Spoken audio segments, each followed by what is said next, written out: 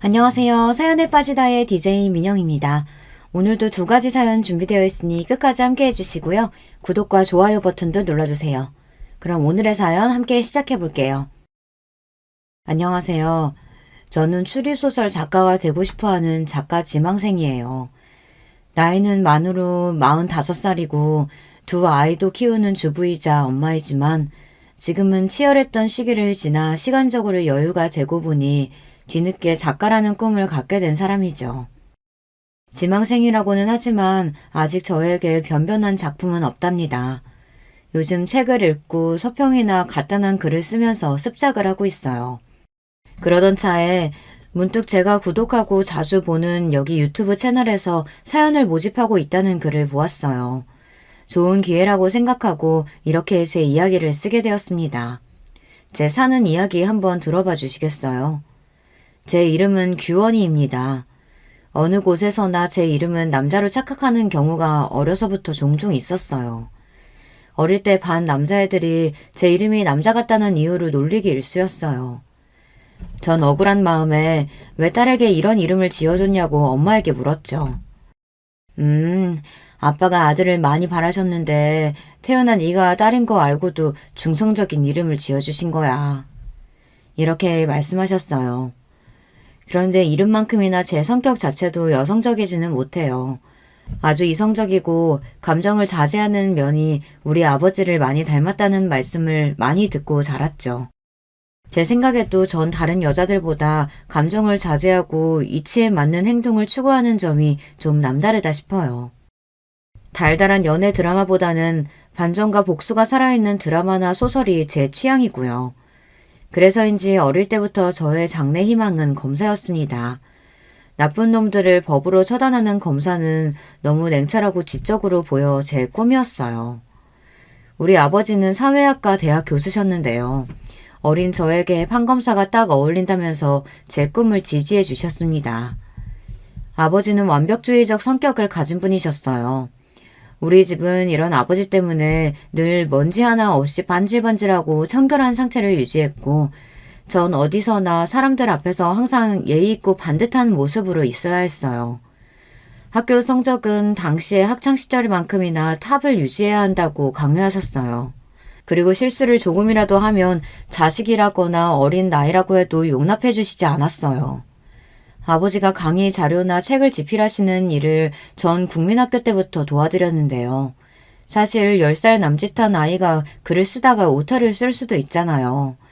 하지만 아버지는 심한 때는 손바닥 맴매를 할 정도로 엄하게 혼내셨습니다. 그런 환경에서 자라서인지 저는 늘 학교에서는 모범생이었고 아버지만큼이나 완벽주의 성격을 닮아갔습니다. 아마도 아버지와 저로 인해 가장 고통받는 분은 엄마가 아니셨을까 싶어요. 우리 엄마는 동화작가셨어요. 엄마는 감성이 풍부하셨고 자식인 저를 늘 따스하게 감싸주며 사랑을 표현해주시는 분이셨죠. 그런데 냉정한 성격에 감정 표현에 무뚝뚝한 남편에다 딸까지. 내 팔자가 그렇지. 상전을 2명이나 모시고 살아요, 내가. 사람이니까 이 정도 실수할 수 있는 거지. 그거 좀 실수하면 부녀가 다 파르르 하니 원. 아주 찔러도 피 한 방울 안 나올 사람들이라니까. 엄마는 이렇게 한탄하고는 하셨어요. 하지만 전 엄마가 아주 좋았어요. 제가 속을 다 드러내고 겪었던 일이나 감정도 다 털어놓고 말할 수 있는 사람은 바로 우리 엄마였거든요. 엄마도 하나뿐인 딸이 유일한 대화 상대라고 하시면서 우리 둘은 친구처럼 모든 이야기를 하는 베스트 프렌드예요. 엄격하고 차가운 아버지라고 해도 두 분이 사랑해서 저를 낳으셨잖아요. 자식인 제가 볼 때는 우리 아버지와 엄마는 남녀의 부부관계라기보단 동료에 가까워 보였거든요. 자식인 제가 부모님의 부부관계가 정확히 어떤 관계인지는 잘 모르겠어요. 그래도 이혼이나 별거 한 적 없이 70이 다 된 지금까지 별탈 없이 잘 살고 계신 것 보면 그저 평탄하게 가정을 잘 유지하고 사셨다고 말씀드릴 수 있죠. 저는 평범하고 공부를 곧잘 하며 학창시절을 보낸 뒤 중앙대학교 법학과에 진학하게 되었습니다. 제 꿈이었던 검사가 되기 위해 대학교에 가서도 흥청망청 놀지도 않고 사법고시를 준비했습니다. 그렇게 대학생활 4년에 휴학까지 3년까지 꼬박 7년을 준비했건만 제 노력에도 저는 번번이 낙방했습니다. 1차 시험 합격 후 같은 해 그리고 그 다음 해에 치룬 2차 시험에 떨어지기를 2번, 그렇게 두 번째 2차 시험의 낙방 소식을 들은 12월의 겨울날 쏟아지는 한방눈을 맞으면서 저는 인생 처음으로 깊은 좌절감을 느끼게 되었습니다. 사람이 아무리 노력해도 안 되는 일이라는 게 있구나. 다시 1차 시험부터 사시 준비를 시작할 엄두가 나지 않는다. 이제는 그만둘 때가 됐나 보다. 그 길로 사시를 포기하기로 정하고 집에서 부모님께 말씀드렸어요. 난 우리 규원이가 얼마나 노력했는지 잘 알고 있어. 스스로 할 만큼 하다가 끝내는 마음 먹었다는 건 시작하는 것보다 어렵단다. 그동안 정말 수고했다. 앞으로 더 재미있고 좋은 일 찾아보자. 이렇게 제 얼굴을 쓰다듬으며 격려해 주시는 엄마와 달리 우리 아버지는 결과는 아쉽지만 수고했구나. 한마디를 하시고 서재에 들어가셔서 그날 저녁밥도 거르셨습니다. 아마 저만큼이나 아빠는 제 꿈에 거는 기대가 크셨고 그만큼 실망을 하셨을 거예요. 오랜 꿈을 접고 나서 대학교도 졸업한 마당에 무엇을 해야 하나 특별히 할 일을 잡지 못하고 시간을 보내고 있었어요. 그러다 보니 제 나이가 어느덧 28, 홍기에 들어서자 아버지는 제 신랑감으로 점찍어 온 남자가 있다고 했습니다. 그는 아버지의 휘문교교 동창으로 절친한 친구분의 둘째 아들로 중견기업에 다니고 있는 능력 있는 인재라고 아버지는 소개하셨어요. 결혼하지 않고 살 생각은 해보지 않았고 사귀는 남자나 마음에 담아둔 남자도 없었기 때문에 굳이 아버지의 제안, 아니 강요를 거절할 이유는 없었습니다. 단지 어른들의 집안끼리 남녀가 만난다는 사실이 좀 구닥다리 같아서 창피했다는 점 빼고는 말이에요.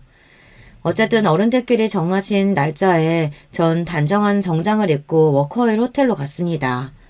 약속한 1시에 늦지 않기 위해 집에서 1시간도 안 되는 가까운 거리이지만 더 일찍 나선 저는 택시를 타고 가던 길에 문자 한 통을 받았습니다. 그 문자는 만나기로 한 맞선남이 보낸 것이었어요. 안녕하세요. 오늘 만나기로 한 최영훈이라고 합니다. 죄송해서 어쩌죠. 급한 회사 일이 생겨서 지금 회사에 있습니다. 원래 만나기로 한 워커힐 호텔 말고 종로의 썸데이 카페에서 봐도 될까요? 전 약속을 중요시하고 특히 시간 약속은 강박에 가까울 정도로 정확하게 챙기는 성격이라 이때부터 맞선남에 대한 첫인상은 좋지 않았습니다. 피치 못할 사정으로 장소를 변경한다면 적어도 3시간 전에는 통보했어야 하는 것 아닌가요? 불쾌한 마음을 참고 행선지를 종로로 바꿔서 갔습니다. 카페에 가보니 맞선남은 이미 와서 저를 기다리고 있었어요. 저를 보자마자 자리에서 일어나서 허리를 굽혀 꾸벅 인사를 했습니다. 여기까지 오시게 해서 이거 초면에 실례가 많았네요. 최영훈이라고 합니다. 저희 아버지 친구분의 따님이시라고 좋은 이야기 많이 들었습니다. 네, 만나서 반갑습니다. 저도 말씀 많이 들었어요.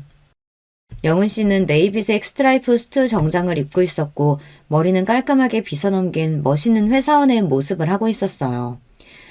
외모가 수려하다거나 매력이 넘쳐 흘러서 설렐 정도는 아니었지만 편안하고 인간적인 호감이 생기기에 충분한 사람으로 보였죠. 제 생각에 영훈 씨도 저를 보는 눈빛이 반짝인다거나 설레이는 느낌은 아니었던 것 같습니다. 그렇게 생각하면 여자로서 기분이 나빠야 하는데 저는 별로 아무렇지 않았습니다. 왜냐면 그 남자와 제가 애정이 샘솟아서 사랑으로 결혼하는 건 아니잖아요. 쇠땅이처럼 쉽게 뜨거워지고 쉽게 차가워지는 그런 사람도 그런 사랑도 제 스타일이 아닙니다. 남편은 저와 대화하면서 점점 제 이야기에 귀를 기울였어요. 아마 그 사람도 별 기대 없이 나왔는데 제가 파트너감으로 나쁘지 않았다는 계산을 했던 것 같아요. 저는 설립한 지 60년이 넘은 식품 제조회사 만나기업에 다니고 있습니다. 나이는 32이고요. 올해 막 과장으로 승진했습니다. 아, 초고속 승진이시네요. 32의 나이에 과장이면 빠른 편 아닌가요? 네, 입사 동기들 중 가장 빠르죠. 하지만 저는 여기에 만족하지 않습니다. 우리 아버지는 같은 기업에서 상무까지 지내시고 은퇴하셨지만요. 전 반드시 CEO 대표까지 달고 말 거예요. 이렇게 말하는 영훈 씨의 말에서 강한 야망을 엿볼 수 있었어요. 남자가 그 정도 배포를 갖고 어떤 큰일을 할 수 있다면 제 남편감으로 괜찮겠다고 생각했죠. 하지만 더불어서 왠지 그는 서툴고 치밀하지는 못한 성격이라고 생각했습니다. 자신의 능력을 과시한다며 이야기하는 회사에서의 무용담을 잘 들어보면 짜임새가 좀 부족했고 거짓이 아닐까 싶은 부분들이 보였어요. 규원 씨는 제가 만나본 여자분들과 좀 다르게 느껴지네요. 뭐랄까 아주 차분하고 사람을 꿰뚫어보는 듯한 카리스마가 있어요. 나중에 아이들 교육 잘하는 좋은 엄마가 되실 것 같아요. 영은 씨와 만난 자리에서 우리는 서로 인간적인 호감을 느꼈고 그 이상의 불꽃 튀는 이성 간의 사랑은 느끼지 못했습니다. 하지만 결혼하기로 이미 어른들끼리 마음을 먹고 만들어진 자리였고 내 감정과는 별개로 결혼은 진행되겠구나 하고 생각했습니다. 하지만 제 착각이었던 걸까요? 의외로 영은 씨는 그날도 그 다음날도 저에게 애프터 신청을 하지 않았습니다. 그렇게 여러 날이 지난 어느 날 아버지는 다음 주 주말에 상견례를 할 테니 준비하라고 말씀하시는 거예요. 아니 이런 법이 어디 있나요? 한 번 맞선 본 남자와 다음 약속이 상견례라니 여러분은 이해가 되시나요? 아버지 그 남자와 한 번 만났을 뿐이고 심지어 그 뒤로 애프터 신청도 없었고 우리 연락한 적도 없어요. 그런 사람과 바로 상견례라니 이건 납득이 안 되네요. 넌 그 남자가 싫으냐? 싫고 좋고의 말을 할 수 없을 정도로 모르는 사이예요. 모르는 사람과 어떻게 결혼 이야기를 하며 상견례를 할 수 있어요. 싫은 게 아니면 결혼해도 문제될 거 없지 않느냐. 너희들은 이미 결혼 예정하고 만난 것이니 상견례 한 주에 얼마든지 데이트하면 되는 일이고. 아버지의 말씀에 이상하게도 반박할 말이 없었습니다. 이럴 줄 알았으면 고시 공부하지 말고 연애라도 실컷 해볼 걸 처음으로 후회가 되었어요. 그렇게 그 맞선 남과의 두 번째 만남이자 상견례를 하게 되었어요. 우리 아버지와 영은 씨 아버지는 처음 만나자마자 부둥켜 안고 반가워할 만큼 가까운 사이였어요. 과거에 한 약속대로 우리가 사돈을 맺게 된다면서 참 좋아하셨죠. 하지만 상견례 분위기는 마치 이상한 연극과 같았죠. 가장 친하고 이 분위기를 주도해야 할 결혼 당사자인 저와 영은 씨는 뻘쭘하게 앉아서 간간히 가벼운 이야기만 서로 나누었어요. 그날 잘 들어갔죠? 미안해요. 제가 연락을 드렸어야 했는데 요즘 회사 일이 너무 바빠서 말이죠. 괜찮습니다. 다 큰 성인인데 당연히 잘 귀가했죠. 네. 그런데 취미는 어떻게 되세요? 독서요. 어쩐지 규원 씨 이미지가 지적이라서 그런 취미일 것 같았어요. 주로 어떤 책 읽으세요? 추리소설이나 범죄소설 좋아해요. 스티븐 킹이나 히가시노 게이고 아세요? 이렇게 결혼할 당사자가 하는 대화라는 게 처음 만난 사람같이 낯선 거였어요. 헌데 서로 낯설어야 할 양쪽 아버님들은 야 이 자식아 해가면서 너무 친밀하고 화기애애한 분위기였어요. 거기에 어머님들은 딱히 어찌할 할 바를 모르며 음식만 드시거나 어디 눈들 데도 없이 불편해하셨습니다. 특히 영훈 씨 어머님은 정말 이상한 반응을 보이셨어요. 일단 저를 처음 보시자마자 그분은 얼어붙어 계셨죠. 그리고 쭉 찢어진 눈으로 한참을 제 아래의 위를 살펴보시고는 기가 차했습니다. 자신의 남편과 우리 아버지, 어머니를 모두 뚫어져라 보곤 자신의 감정을 억누르는 듯 했어요. 이후 인사하는 제 목소리를 듣고도 잠깐 멈칫하더니 불안한 반응까지 보였습니다. 저는 이분이 오늘 어디가 아프신가 싶어서 어디 불편하신가요? 말씀 주시면 도와드릴게요. 됐어요. 처음 만난 예비 며느리에게 과하게 쌀쌀맞은 반응이었습니다. 이렇게 기묘한 상견례 자리에서 어색한 결혼 당사자들과 불편함이 가득한 어머님들에도 불구하고 결혼식 날짜와 장소까지 일사천리로 잡혔습니다.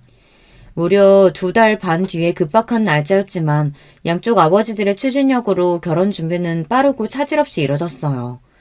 영훈 씨와 데이트 10번도 못 채우고 우린 결혼을 했습니다. 하지만 우리 엄마는 결혼식 전날 제 손을 잡고 걱정 가득한 얼굴로 말씀하셨어요. 규원아, 아무리 아버지가 무섭다고 억지로 결혼해선 안 돼. 10번도 안 만난 남자에게 네 인생 맡기는 것이 난 아무래도 걱정되는구나. 저도 이런 결혼이 있나 싶게 어이없긴 해도 그래도 엄마, 그 사람이 싫거나 밉진 않아요. 인간적인 호감도 있으니 잘 살아볼게요. 너무 걱정 마요. 아니, 영훈이보다도 그 집 엄마 말이다. 상견례 때 봤을 땐 인상이 너무 아니더라. 반응도 좀 이상했고 말이야. 가뜩이나 시댁에서 시모 자리는 중요한데 그때 너를 보는 눈빛하며 말투가 마치 원수 보듯한 게 말이지. 내 딸을 그런 집에 보낸다는 게 난 너무 꺼림칙하다. 번갯불에 콩 구워 먹듯 한 결혼이었지만 엄마의 걱정과 달리 결혼 생활은 평온했습니다. 전 남편이 회사에 간 사이 오전에는 집안일을 해놓고 오후에는 도서관에 가서 남편이 부탁한 자료를 찾고 검토해서 요약까지 해놨어요. 그리고 제가 좋아하는 책을 보다 근처 카페에 들려서 음악을 들으며 커피 한 잔을 하고 집에 돌아옵니다. 남편의 저녁 준비를 하다가 남편이 집에 오면 같이 저녁을 먹고 하루의 이야기를 하다 같이 잠이 듭니다. 이런 전업주부 생활이 전 안 맞는 옷과 같을 줄 알았는데 의외로 재미있고 마음의 평온함을 주는 생활이라 잘 적응하면서 지내고 있었어요. 제가 이해심이 깊고 성격이 무던한 편이라 같이 지내기에 편안하고 회사 일에도 많은 도움을 주고 있다며 남편은 고마워했어요. 남편은 그동안 만난 여자들이 감정 기복이 크고 변덕스러웠는지 저 같은 여자는 처음 본다며 변변히 신기해했습니다. 어느 날 남편 회식 자리에서 후배분이 제게 연락을 했습니다. 최 과장님이 너무 많이 취해서 사모님이 모시러 와주셔야겠다고요. 차를 몰고 종로로 가보니 남편은 인사불성의 상태였고 저는 동료분의 도움으로 남편을 차에 태워 집으로 운전하는 중이었습니다. 남편은 잔뜩 취한 채로 제 손을 잡고 다른 여자의 이름을 부르기 시작했습니다. 소영아 보고 싶다. 미안하다. 그 여자가 누구인지는 모르겠지만 짐작은 할 수 있었어요. 남편이 저와 선을 보기 전에 이야기를 얼핏 들었기 때문입니다. 남편은 소영이라는 여자와 군대 다녀와서부터 사귀었고 많이 사랑하는 사이였다고 해요. 결혼을 약속할 만큼. 하지만 부모님, 특히 아버지께서 소영 씨의 집안에 문제가 많다며 반대하셨다고 합니다. 그리고 정해놓은 혼처를 강요하며 억지로 맞선을 보게 했습니다. 그 맞선녀가 바로 저였고요. 저와 맞선 보러 나갈 때 처음에는 앙심을 품었다고 했습니다. 이 맞선 자리를 깽판치고 맞선녀에게 무례하고 불쾌하게 굴어서 아버지에게 반항하겠다고. 그런데 저를 보고 왠지 그럴 수 없었다고 합니다. 자신의 속을 꿰뚫어보는 듯한 제 까맣고 깊은 눈을 보면 왠지 순한 양이 되는 기분이라고요. 그리고 대화를 할수록 좋은 여자인 것 같은데 괜히 상처 주기 미안했다고 했어요. 하지만 자신의 마음이 정리되지 않았기 때문에 저에게 애프터 신청은 못했다고요. 저는 그렇게 깊은 연애를 해보지 않아 이런 질척이는 관계와 마음을 이해하기는 어려웠지만 남편은 자기 나름대로 속상하고 힘들었을 거예요. 하지만 술에 취해서 다른 여자의 이름을 부르는 건 얄미워서 옆구리를 콱 꼬집어주고 나서 집에 눕혔습니다. 다음날 잠에서 깬 남편이 나 어제 술 먹고 어디 부딪혔어? 옆구리가 너무 아프네 했을 때 혼자 킥킥대고 웃었죠.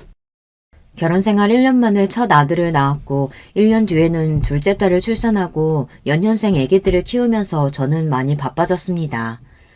나는 우리 엄마처럼 무한한 사랑을 베풀지는 못할 거라고 생각했는데 아이를 낳아 키워보니 의외로 전 모성애가 강한 여자임을 알게 되었어요. 자식이 먹는 것만 봐도 배부르다. 눈에 넣어도 아프지 않을 만큼 이쁘다. 이런 말이 그냥 하는 말이 아니라 정말 제 심정이 꼭 그랬습니다. 아이들이 하는 일이면 자잘못을 따지지 않고 그저 예쁘고 그저 봐주고 싶은 마음이 가득했으니까요. 냉철한 제가 이럴 줄은 정말 몰랐어요.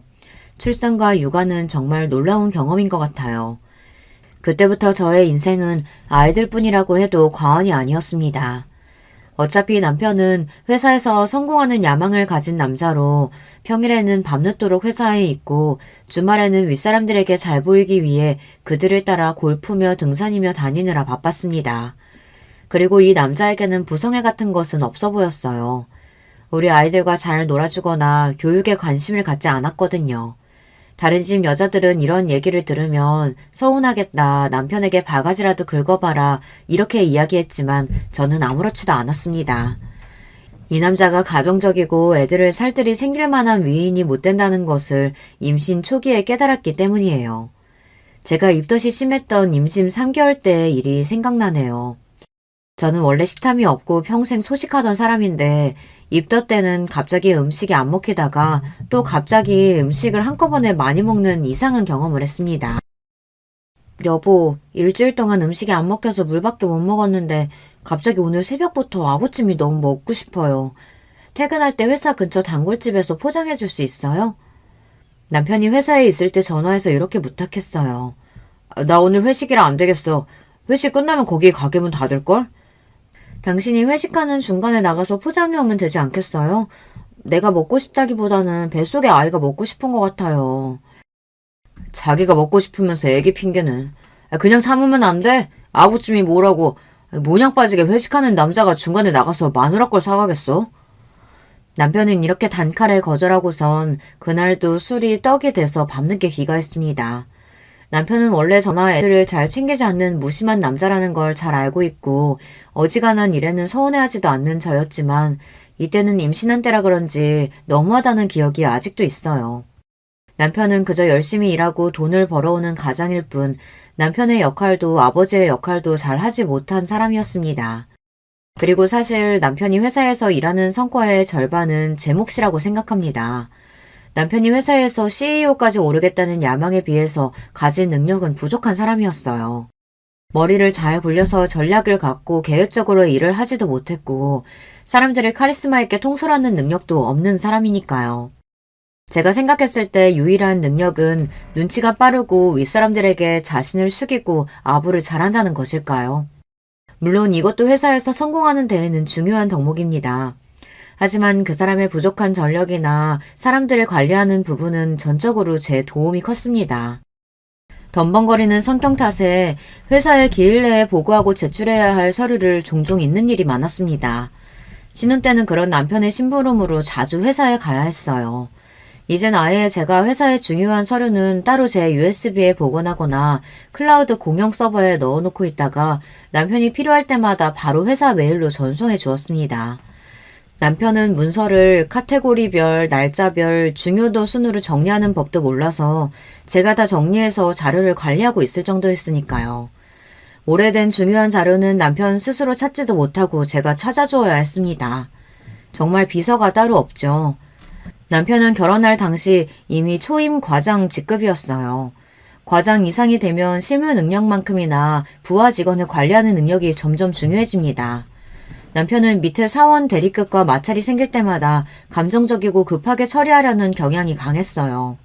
그럴 때마다 제가 진정시키고 중재자로서 그들에게 이렇게 대하라고 조언을 해줬습니다.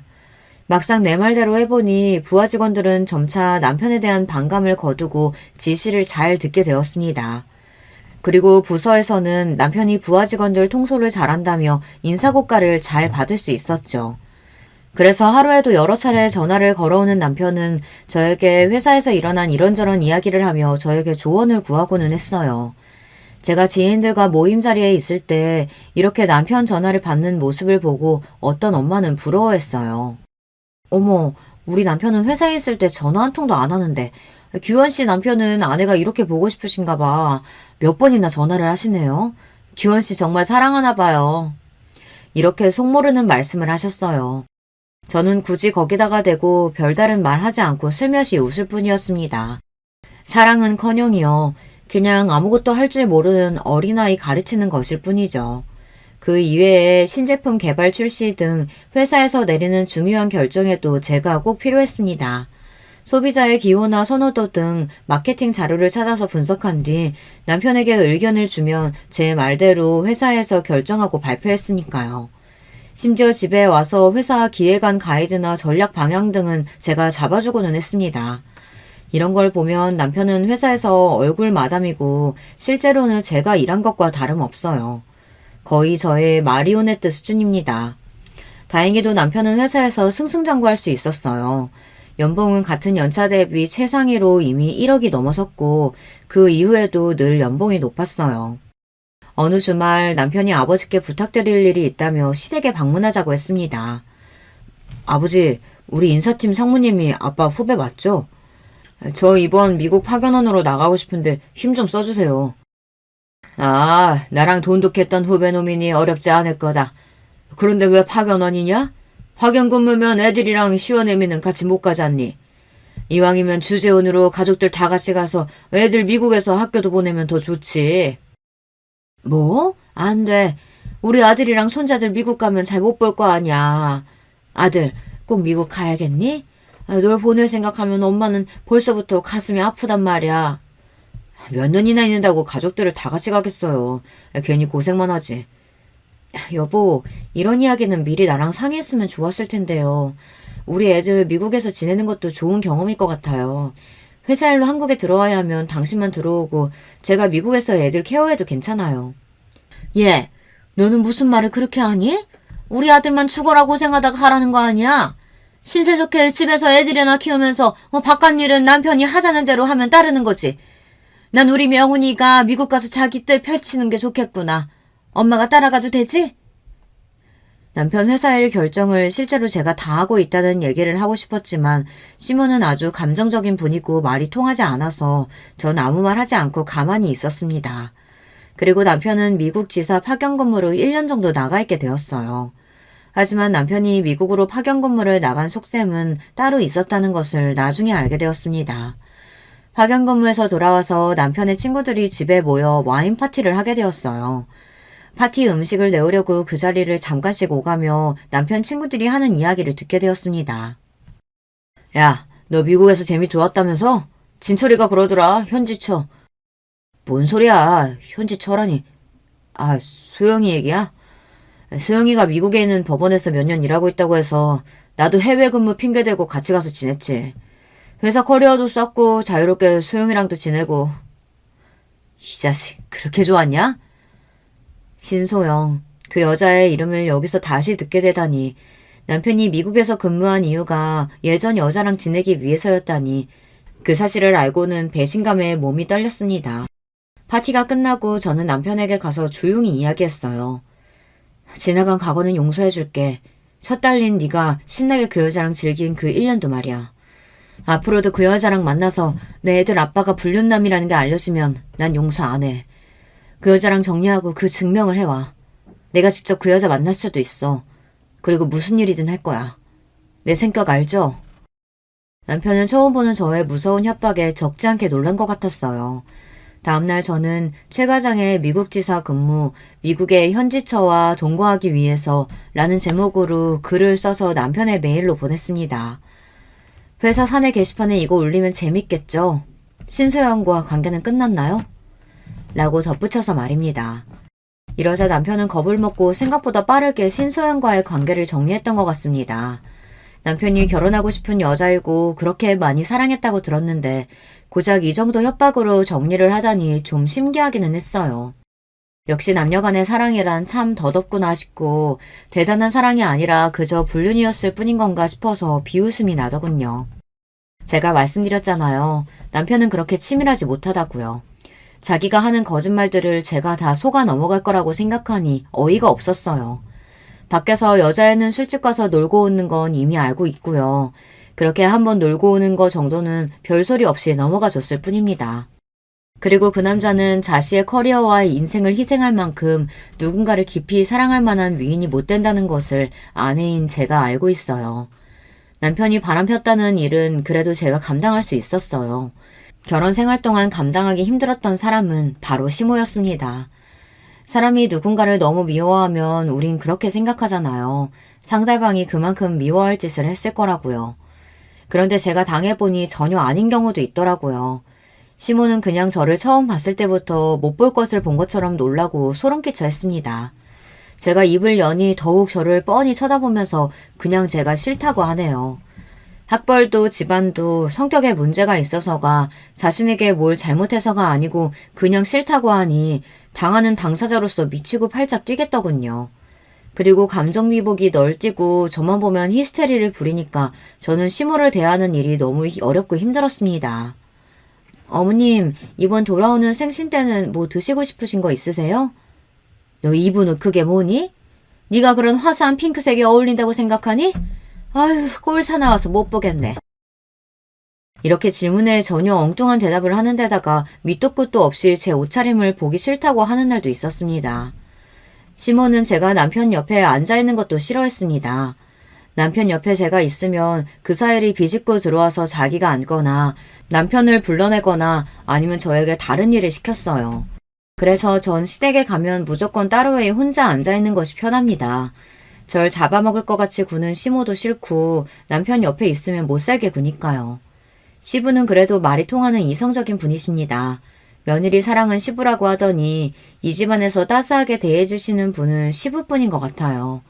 시모가 구박하면 조용히 제게 와서 손을 잡고 미안하다 아가. 내가 부덕한 탓이구나. 하고 저를 위로해 주셨어요. 왜 시부가 미안하다고 하는지 이해가 안 갔지만 누군가 내 편이 있다는 일이 이렇게 든든한지 미처 몰랐죠. 시부는 남편과 시모 몰래 저를 챙겨주시는 부분도 많았습니다. 생일이나 기념일에 꽃바구니를 배달시켜 주시고 아무 날도 아닌데 저만 보면 용돈을 자꾸 주시려고 해요. 아마도 히스테리 부리는 시모를 견디는 며느리가 남편 내조 잘하는 며느리가 이뻐서일 거라고 추측해봅니다. 하지만 시부에게도 이상한 부분이 있었습니다. 어느 날 시댁에 저 혼자 남아서 집안 곳곳을 구경하고 있었어요. 시부의 서재에는 많은 책들이 책장을 채우고 있었고 책을 좋아하는 저는 그곳을 한참 보다 어떤 여자 사진을 발견하게 됩니다. 흑백 사진으로 젊은 여자가 웃고 있었는데 분명 시부가 예전 좋아했던 여자일 것 같다는 촉이 왔어요. 저는 정말 놀랐습니다. 이런 은밀한 과거의 사진을 어디 서랍장에 숨긴 것도 아니고 그 질투심 많은 시모가 이걸 가만히 뒀다는 것이 신기했어요. 남편이 결혼 전 사귀었던 신소영도 그렇고 시부에게까지 내연녀가 있었던 걸까 이런 의문이 들었습니다. 왜 아버지가 바람피면 아들도 똑같이 바람핀다는 얘기 있지 않아요. 그래서 혹시 시부가 그 과거의 연인을 지금까지 만나는 걸까 의심을 했죠. 하지만 시부는 바람까지 가지는 않고 아직까지도 그 연심을 간직하고 있던 것이었어요. 바람피고 다니는 남편에 비하면 시부는 순수한 순정남이네요. 결혼 이후로는 바람을 피운 것 같지도 않았는데 시모는 계속 옛날 일을 꺼내며 원망하고 괴롭히고는 했으니까요. 오히려 시부가 불쌍해 보였습니다. 시모는 사람에게 집착하고 정말 피를 말리는 사람이었기 때문에 50년을 함께 산 시부가 대단해 보일 정도였으니까요. 그런데 사진을 다시 본 저는 머리를 얻어맞은 듯 했습니다. 사진 속의 그 여자가 저를 많이 닮아있던 거예요. 흑백 사진임에도 얼굴형이나 머리 길이, 눈썹 모양까지 제가 봐도 꽤 많이 닮아있다는 것을 알 수 있었어요. 그제서야 주막능처럼 스치고 지나간 기억들. 아, 내가 이 여자와 닮아서 시모가 날 처음 봤을 때부터 그렇게 지독하게 미워했던 거구나. 시부는 특별히 나를 더 챙겨준 거구나. 미안하다고까지 말씀하셨는데 그건 제게 한 게 아니라 옛사랑에게 한 걸까요? 그제야 그 모든 상황이 이해가 되었습니다. 나중에 시부와 절친이신 우리 아버지를 통해 시부에 대한 사연을 들을 수 있었어요. 시부는 원래 같은 대학교에 다니는 사랑하는 여자와 오래 사귀었다고 해요. 또 그 여자와 지금 시모는 같은 대학교의 같은 과 친구였으니 이 세 분은 삼각관계였던 거죠. 하지만 시부가 친구와 연애하는 그때부터 시모는 이미 마음속으로 몰래 시부를 좋아하고 있었다고 했습니다. 하지만 시부가 대학교를 졸업한 뒤 만나 기업에 취직한 후 혼담이 오갈 무렵 사귀던 여자분 집안의 가세가 기울었다고 해요. 이 틈을 타서 시모는 자신의 시부모님에게 자신의 집안은 재력이 있다고 어필하며 마음에 들려고 노력했다고 해요. 자기 친정 아버지에게 울며 졸라대서 적극적으로 혼사를 추진하도록 만들었고요. 그러다가 결국 시부의 뜻과는 달리 시모와 결혼을 하게 된 겁니다. 하지만 억지로 결혼한 뒤에도 시부는 시모에게 눈길 한 번, 정 한 번 주질 않고 회사일만 했대요. 그 친구가 참 불쌍하지. 재수씨 때문에 사랑하는 여자 잃고 마음을 닫고 무늬만 부부처럼 몇십 년을 산 게야. 그런데 재수씨는 남편이 그럴수록 더 집착하고 질투해서 평생 시달리며 살았으니 말이야. 결국 시모는 남편에게서 받지 못한 사랑을 자기 아들에게서 보상받고 싶어 했어요. 남편은 늘 시모의 간섭과 통제 아래에서 살았던 것 같아요. 지금도 시모는 한 번씩 남편의 셔츠와 속옷 같은 것까지 사다가 보냅니다. 아내인 제가 10년 넘게 챙겨주고 살고 있는데 참 기가 막힌 집착이죠. 지난번 제사 음식을 차리기 위해 시댁 근처 시장에서 장을 본 날 이런 광경을 목격했답니다. 단골 과일 가게 여자 사장과 시부가 안부를 물으며 이런저런 이야기를 잠깐 하고 있었어요. 그런데 시모는 멀리서 소리를 지르며 여보, 여기 과일은 어느 밭에서 주워왔나 봐. 못 쓰겠어요. 다른 데로 가요. 하고 시부를 잡아 끌고 가버리는 게 아니겠어요. 그 상황에서 보고 있는 저도 과일집 사장님과 시부 모두 얼굴이 빨개질 만큼 당황스러웠어요. 시부가 여자와 조금이라도 말을 섞으면 시모가 펄쩍 뛰고 과하게 반응하니 시부가 얼마나 괴롭게 살아왔을까 싶어 연민이 들 정도였습니다. 제가 결혼한 지도 14년이 흘러 남편은 이제 부회장으로 승진하게 되었습니다. 남편의 부사장 승진 소식에 저도 기뻐하지 않을 수 없었죠. 제가 뒤에서 힘쓰고 우리 부부가 함께 일궈온 결과이기도 하니까요. 회사에서 이제 확실히 남편 쪽으로 따르는 라인이 생겨 장차 사장까지 갈 가능성이 높아졌죠. 하지만 이렇게 좋은 날 저는 제대로 뒤통수를 맞는 사건이 생겼습니다. 모름지기 자신의 그릇이 부족하면 자기를 도와주는 사람은 더욱 신뢰하고 감사한 마음으로 품어야 하는 게 아닌가요? 가정에서나 회사에서나 정말 헌신적으로 자신을 도와준 조강지처인 저를 남편과 시모는 내쫓으려고 계획을 세운 겁니다. 시모는 제가 아무 잘못한 것이 없이 그냥 쭉 미워했죠. 거기에 남편은 예전에 만났던 내연녀인 신소영을 부인 자리에 들어앉히려는 속셈을 갖고 있었던 거죠. 예전에 미국에서 바람피다 걸려서 관계를 끊었다가 최근 미국 지사 출장이 잦아지면서 다시 만났던 모양입니다. 신소영이라는 여자도 웃긴 게 그냥 과장 나부랭일 때에는 이혼 요구 없이 불륜관계만 갔더니 남편이 이제 사장 자리에 오를 것 같으니 사모 자리가 탐났는지 적극적으로 이혼해서 자기랑 결혼하라며 욕심을 내는 겁니다. 저는 하루아침에 헌신짝처럼 버려지게 생겼어요. 남편과 시모는 당장 이혼해달라며 저에게 삿대질을 하며 소리쳤습니다. 별 볼 일 없는 네 년이 사장 사모님 소리 듣는 꼴 내가 못 봐. 당신이라는 여자 지긋지긋해. 남편 알기를 우습게 알고 맨날 지적하고 지시하고 네가 사장이야? 당신같이 뻣뻣한 여자 말고 야들야들하고 여자같이 구는 사람이랑 살 거야. 진짜 내가 사랑해온 여자랑 내 남은 삶을 살 거라고. 그럼 내 아들이 어떤 사람인데 이제 만나 기업 사장이 될 우리 아들인데 저런 여자 갖다 버리고 입맛에 맞는 여자 들이잡구나. 이렇게 기가 막히고 억울한 일을 제가 당하다 보니 말문이 막혀서 제대로 항변도 못했어요. 그들이 집을 나가고 혼자 곰곰이 생각해봤습니다. 내가 살아온 인생이 정말 이 정도밖에 안 되는 걸까?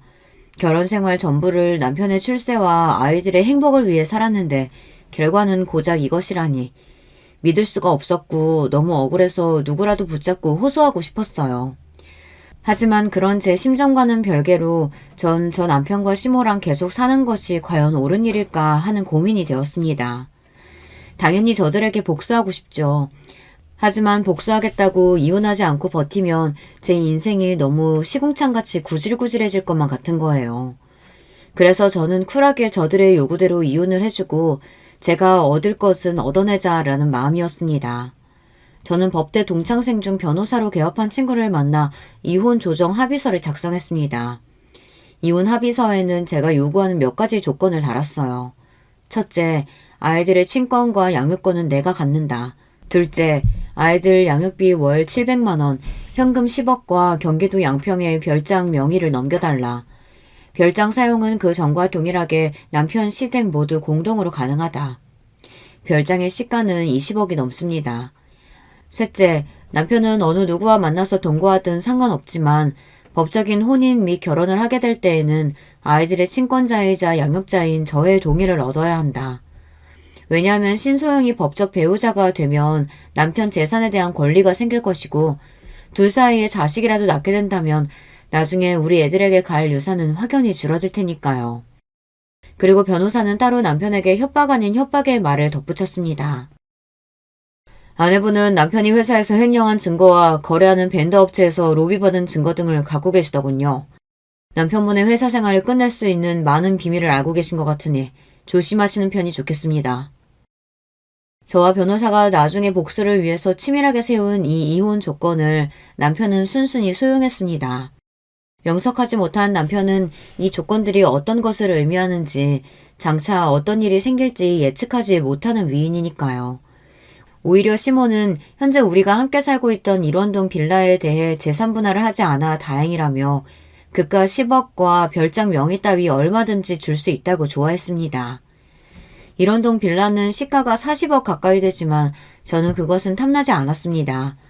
애들의 양육비와 현금 10억으로도 앞으로 생활하는 데 불편함이 없을 거고 양평 별장은 당장 팔 필요는 없지만 다른 이유로 저에게 필요했습니다. 이 별장이 어떻게 쓰일지 여러분께 조금 뒤에 제가 알려드릴 예정이니 조금만 기다려주세요. 시모는 제가 이혼할 때 의기양양한 얼굴로 이런 말을 남기고 헤어졌습니다. 너 그동안 내가 왜 그렇게 너 미워했는지 궁금했지? 궁금했을 게다. 이제 남이 되니까 솔직히 얘기하면 넌 신기할 정도로 그 잡것하고 닮았어. 처음에는 너희 엄마가 그 여자인가 착각했을 정도로 넌 그 여자랑 닮았다. 내 남편과 서로 사랑했던 그 여자, 김혜선. 중저음 목소리 톤하며 까만 생머리에 창백한 얼굴, 동그란 눈썹. 그래서 널 처음 본 순간부터 지금까지 난 네가 몸서리치게 싫었다. 이제 내 아들과 헤어지게 되니 아주 속이 후련하네. 앞으로 다시는 보지 말자. 자기 남편과 닮았다는 이유 하나만으로 며느리를 미워하고 살았다니 시모는 정말 질투에 눈이 먼 나머지 정신이 어떻게 된 게 아닐까요? 남편과 시모의 밑바닥까지 보게 된 저도 무능력하고 바람핀 남편도 사이코 시모도 더 이상 함께하기 싫었어요. 제가 이혼하는 과정을 지켜본 우리 친정 부모님은 너무 충격을 받으셨어요. 특히 결혼을 무리하게 추진했던 아버지는 저를 볼 면목이 없다며 너무 미안해하시고 자책하셨죠. 하지만 저는 괜찮았습니다. 결국은 그들에게 복수할 것이니까요. 그래서 전 이혼 때문에 좌절하거나 우울해하지 않았어요. 이혼 뒤 부모님이 사시는 대치동 아파트에서 아이들을 키우며 살게 되었습니다. 아이들은 제가 열심히 뒷바라지하고 교육한 만큼 성실하고 또 공부도 잘하며 심성이 반듯하게 잘 자라고 있어요. 딸은 미술 유학을 가고 싶어 했기 때문에 남편이 보내주는 양육비가 부족해졌습니다. 저는 양육비를 200만 원 높여달라고 요구했습니다. 하지만 남편은 이를 거절했고 너랑 애들 쓸 양육비도 이젠 아까워서 안 줄 거야. 억울하면 소송 걸어봐 어디. 우리나라 법상 아무리 이혼합의 조건으로 양육비를 약속했더라도 안 보내면 어떻게 할 수단이 별로 없습니다. 압류 등으로 강요할 수가 없기 때문이죠. 아마 어디서 이런 이야기를 주워 듣고서 이렇게 버티는 모양인데 저는 자신의 핏줄인 아이들에게 대해 책임감까지 져버린 이 사람을 더 이상 용서할 수 없었습니다. 그리고 제가 갈고 있던 복수의 칼날을 이제 꺼내들기 시작합니다. 우선 남편의 회사 게시판에 익명의 제보글을 작성해서 올렸어요. 제목은 최 부사장의 도덕적 해이와 비리를 고발합니다. 포함된 내용은 남편이 회사에서 공금을 횡령한 내용이었습니다. 해외 출장 명목으로 개인적으로 여행하고 즐긴 회사 비용, 거래하는 벤더 업체에서 로비로 술자리 접대와 현금 및 금괴를 받았던 일들을 상세히 적었습니다. 그리고 사내 비서와 불륜한 일도 함께 제보했습니다. 남편은 저를 내쫓고 자기의 사랑이라던 신소영과 동거하면서도 회사에서는 비서와 놀아난 것입니다. 정말 말도 안 되게 저지른 사람입니다. 이것만으로 끝난다면 저의 진짜 복수가 아닐 거예요. 남편 회사의 사장님에게 익명으로 퀵 우편을 보냈습니다. 거기에는 우리 양평 별장에서 남편이 회사 임원들과 정부 관료들에게 로비로 접대하며 매춘부들과 놀았던 영상이 담긴 USB를 넣었습니다. 저는 사실 시댁의 양평 별장을 이용하면서 10년 전 몰래 CCTV를 설치해 여기에서 일어난 일들을 녹화하고 있었어요. CCTV를 달게 된 계기는 남편이 이 별장에서 내연녀를 데리고 와서 놀았던 것입니다. 나중에 증거나 협박 수단으로 쓰기 위해 달았던 것이 이렇게 지금 중요한 복수의 수단이 되었어요.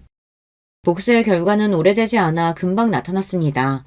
남편은 제가 사장에게 CCTV를 보낸 그 다음날 바로 회사에서 잘렸거든요. 그리고 남편은 사내 게시판 제보로 자신의 파렴치하고 무능력함이 만천하에 퍼졌습니다. 회사에서 잘린 뒤 어느 기업에서도 남편을 써주지 않을 것이 명백했습니다. 남편과 시모는 사장 자리까지 생각했을 텐데 얼마나 실망하고 좌절했을까요? 제 복수는 하나 더 남았습니다. 제가 억울하게 쫓겨날 때 시부는 말도 안 되는 일이라며 저와 함께 슬퍼하고 원통해했습니다. 그리고 시부는 우리 친정아버지와 한잔하러 친정집에 들르실 때마다 늘 저에게 미안해하시고 따로 아이들 양육비를 챙겨주셨습니다. 술에 취해서 시부는 한 번씩 마음속 소망을 꺼내고는 하셨어요. 시모와의 황혼 이혼 말입니다. 제 복수로 남편이 회사에서 쫓겨난 과정의 일을 알게 된 시부는 이제 아내만이 아니라 아들에 대해서도 깊은 실망을 느끼시고 진지하게 이혼을 고민하셨습니다. 그리고 그 고민하시는 과정에서 우리 친정아버지와 제가 거들어서 결국 시부는 시모에게 이혼을 요구하고 그 집에서 나오셨습니다. 시부가 나오면서 시모는 자존심도 없는지 시부에게 매달려서 울고불고 난리였어요. 이제 와서 당신 왜 이래요? 우리가 함께 산 세월이 얼만데 제발 나 버리지 마세요. 난 그 50년 세월 동안 한순간도 당신을 마음에 담아둔 적이 없다는 거 당신도 알지 않소? 우리 앞으로 살 날이 얼마나 남았다고. 이제 각자 편하게 삽시다. 난 당신과 1분 1초도 함께 살 수가 없어. 당신 이러는 게 결국 김혜선 그년한테 가는 거야? 당신이 아직까지 그 여자 마음에 품고 있는 거 내가 모를 줄 알아? 미친 소리 그만해. 그 여자는 죽은 지 10년도 더 됐어. 젊은 시절 사랑했던 일 하나 때문에 당신은 결혼 내내 나를 괴롭혔다고. 미저리같이 정신병자인 당신과 내 남은 하루도 함께 살고 싶지 않아. 그리고 시부는 매정하게 시모를 내치고 집을 나가버렸습니다.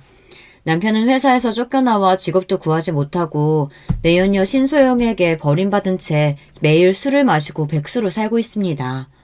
술에 잔뜩 취해서 애들이랑 저에게 전화를 하고 있지만 우리 가족을 버리고 인생을 망가뜨린 남편의 술주정 따위는 들어줄 마음이 없어 차단하고 있습니다. 아무리 반성하고 후회하며 돌아온다고 해도 당연히 우리의 가족으로 받아들일 마음은 조금도 없고요. 시모는 시부에게 버림받은 뒤 반쯤 실성한 채로 다니던 교회나 모임도 안 나가며 집에서만 지내고 있다고 합니다. 저의 복수극은 이렇게 끝이 났습니다. 지금까지 제 사연을 들으신 여러분 어떠세요? 제가 너무 매정했던 걸까요? 이따금 제가 이렇게까지 남편과 시모에게 복수한 것이 후회가 되고 있어요. 너무한 게 아닌가 싶어서요. 하지만 아무 잘못 없이 하루아침에 내쳐진 저와 부모의 이혼으로 상처 입을 아이들을 생각하면 제가 한 복수는 통쾌했고 나쁜 인간들에 대한 벌이라는 생각도 들어요.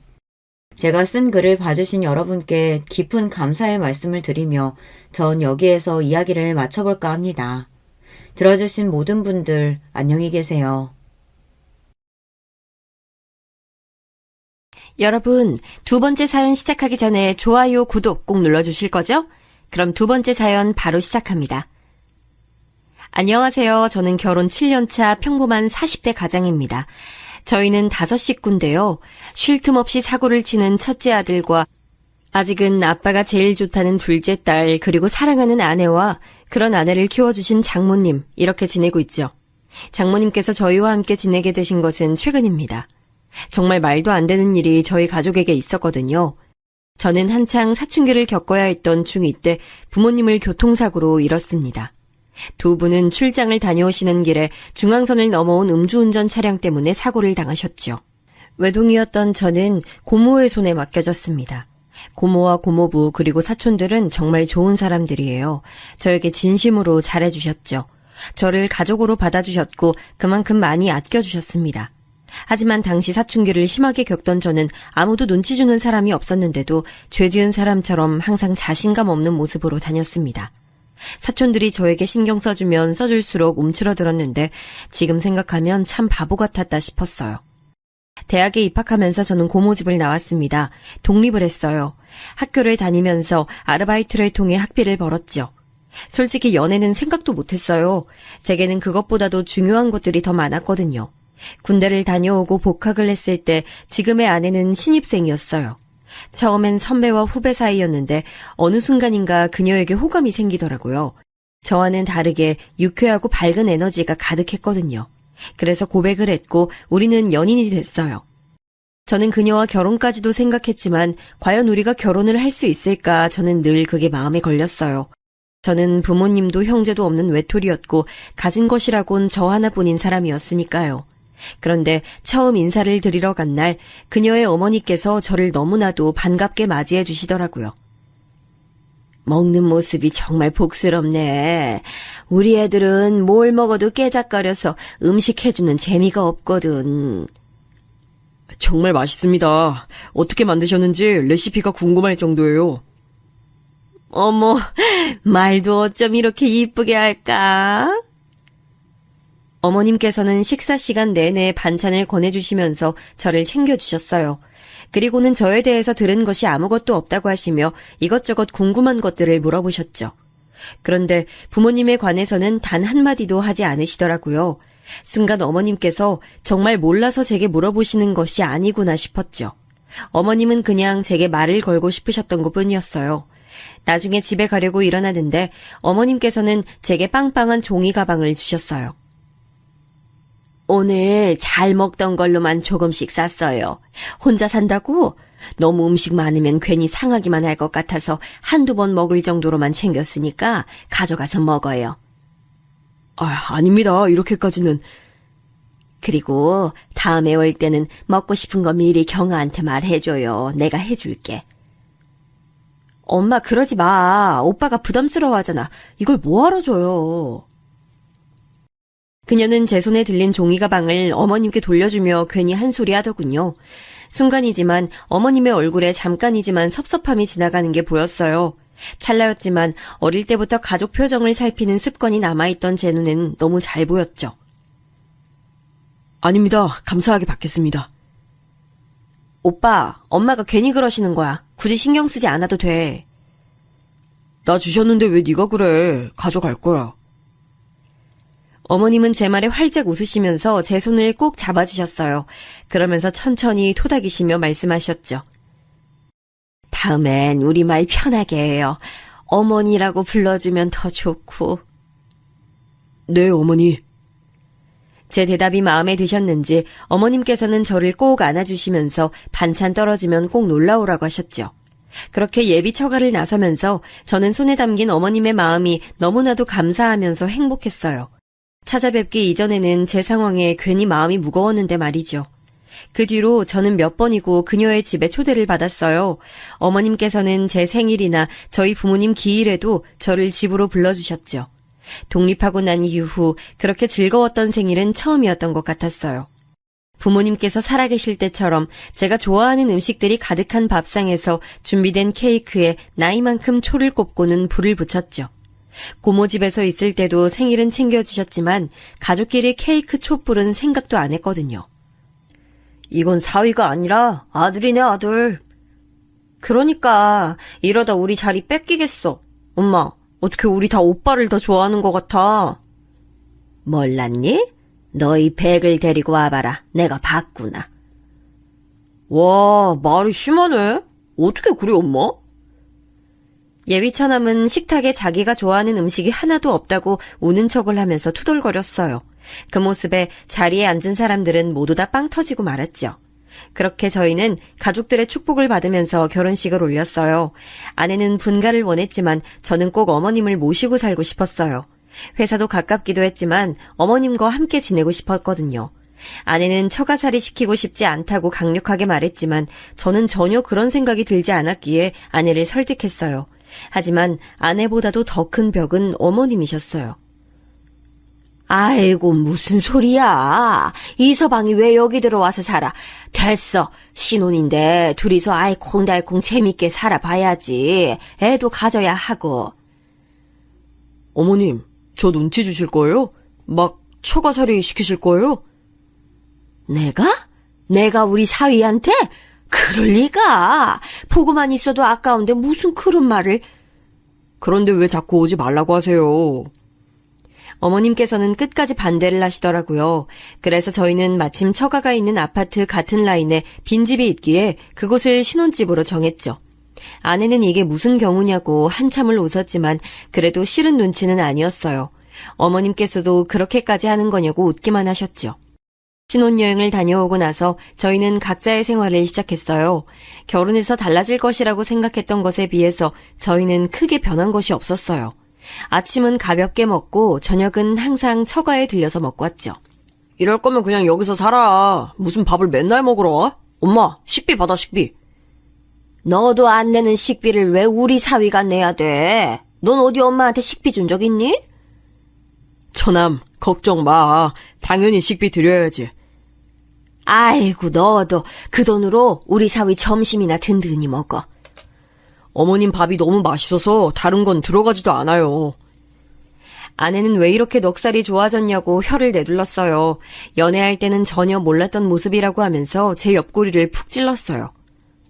오빠, 적당히 먹어. 이러다 배 나오겠다. 어머니, 저 배 나왔어요? 이렇게 말랐는데 배는 무슨 많이 먹는 것도 아니구만. 괜히 먹는 걸 가지고 그런다. 어머님께서는 보기 좋게 잘 먹는데 구박한다고 아내에게 잔소리하시고는 제 앞으로 반찬을 더 챙겨주셨어요. 처남은 온몸을 부르르 떨면서 닭살 돋는다고 무슨 이런 장모사위 관계가 있냐고 말했죠. 저는 그런 처남의 말에도 기분이 좋았어요. 어머님께서는 괜한 질투라고 말씀하시면서 웃기만 하셨죠. 저희 가족은 정말 행복한 시간들을 보내고 있었어요. 물론 항상 좋을 수만은 없었죠. 그녀와 심하게 싸우기도 했고 그런 날은 둘 다 어머니께 불려가 몇 시간이고 잔소리를 들어야 했습니다. 하지만 그런 순간도 전 좋았어요. 그런데 저희 가족에게 먹구름이 끼기 시작한 것은 처남이 결혼을 하면서부터였어요. 대학원에 진학해서 한창 학교를 다니고 있는 처남은 결혼할 여자가 있다고 하면서 여자를 데려왔어요. 첫인상은 엄청 무뚝뚝하고 까다롭겠구나 싶었어요. 애교 많고 다정한 처남과는 상극이라고 생각했는데 둘이 함께 있는 모습을 보면 그건 또 그거대로 잘 어울리더라고요. 학교 동기라고 했는데 마찬가지로 대학원을 다니고 있다고 하더군요. 저는 솔직히 반대했습니다. 무슨 직장에 있는 것도 아니고 대학원생도 학생 아닙니까? 그런데 결혼을 해서 생활은 어떻게 하려고 하는 건지 무모하다는 생각이 들었죠. 아내 역시 저와 같은 생각을 하고 있었어요. 그녀는 생활비도 스스로 벌어본 적 없으면서 무슨 결혼이냐고 펄쩍 뛰었죠. 하지만 곧 처남댁이 아이를 가졌다는 소리에 저도 아내도 어쩔 수 없구나 싶었어요. 그렇다고 아이를 지우라고 할 수도 없는 노릇이잖아요. 어머니도 아직 결혼은 이르지 않느냐고 하시다가 아이 이야기에 그 말씀이 쏙 들어가셨죠. 아직 아무것도 없는 두 사람은 자연스럽게 어머니 집에 들어와서 사는 것으로 이야기가 됐어요. 처남댁도 아이를 낳고 나면 다시 학교로 돌아갈 생각이라고 하더군요. 결국은 아이를 키우고 케어하는 것을 전부 어머니께서 해야 하는 상황으로 흘러가게 됐어요. 아내는 처남을 불러서는 대학원을 졸업하면 연구소든 어디든 취직해서 독립을 하라고 강력하게 말했어요. 처남은 당연히 발끈했죠. 엄마도 아무 말 없는데 왜 누나가 그래? 엄마가 말씀 안 하시니까 내가 하는 거지. 그리고 엄마가 그런 말씀 하시겠니? 아, 진짜 누나. 안 그래도 머리 복잡한데 누나까지 나서서 이럴 거야? 뭐? 이게 뭘 잘했다고?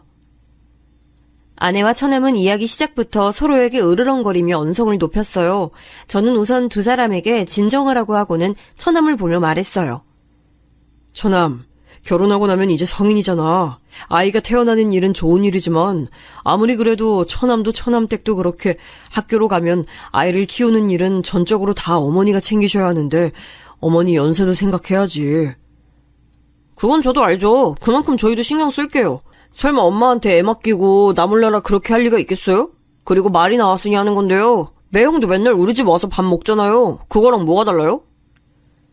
아내는 철없는 소리 한다고 혀를 차더니 처남의 머리를 쥐어박으며 말했어요. 다르지. 우리는 엄마 집밥 뻔질나게 드나들면서 얻어먹긴 해도 그만큼 엄마한테 해드리잖아. 넌 이 사람이 하는 것처럼 할 수 있어? 처남은 가만히 생각에 빠진 얼굴로 저를 바라봤어요. 아내는 그런 처남을 더 몰아붙이더군요. 네가 분기별로 친구들이랑 여행 다녀오시라고 보내드리기라도 할 거야? 아니면 기분 전환하시라고 공연을 보여드리기를 해? 너 이 사람 반만큼이라도 하고 나서 그런 말을 해. 그건 아직 내가 공부 중이니까. 그러니까 아직 공부 중인데 사고는 왜 치냐고! 아내는 버럭 소리를 지르며 다시 대화를 원점으로 만들었어요. 처남은 그렇게 될 줄 알았냐고 반박했지만 처음에 비하면 많이 소리가 작아졌죠. 아내와 처남의 다툼은 그날도 아내의 승리로 끝이 났습니다. 처남은 공부를 마치는 대로 취직을 해서 독립을 하겠다고 하더군요. 저는 물론 그런 결심도 중요하지만 그 결심만큼이나 결혼 이후 어머니께 잘해드렸으면 좋겠다고 당부했어요. 처남은 잘 이야기하겠다고 했죠. 가족이 늘어난 것은 확실하게 티가 나더라고요. 저녁을 먹으러 가면 평소에 비해서 사람들이 북적거리는 느낌이 새롭게 다가왔죠. 어머니께서는 임신한 처남댁의 입덧까지 챙기시느라 평소보다 더 바빠 보였어요. 처남댁이 입덧이 심한 편이라 저녁을 따로 먹는다고 하더라고요. 그럼 어머니, 밥상을 따로 챙겨주세요? 원래 저 때는 음식 냄새만 맡아도 죽을 것 같은 거야. 나중에 경아 임신하고 나면 잘 봐. 나도 입덧이 심했던 사람이라 경아도 걱정이니까. 저와 어머니가 도란도란 이야기를 나누며 저녁 식탁을 준비하는데 처남댁이 얼굴을 내밀더군요. 아직 입덧이 심하다고 하더니 하얗게 질린 얼굴을 하고 있었어요. 안쓰러울 정도였죠. 저는 처남댁에게 많이 힘드냐고 물었어요. 그러자 처남댁은 얼굴을 잔뜩 일그러진 얼굴에 오만상을 쓰면서 미칠 것 같다고 대답했어요. 기분이 이상해요. 배는 고픈데 냄새만 나면 속이 뒤집힐 것 같고 아랫배도 불편하고 그러네요.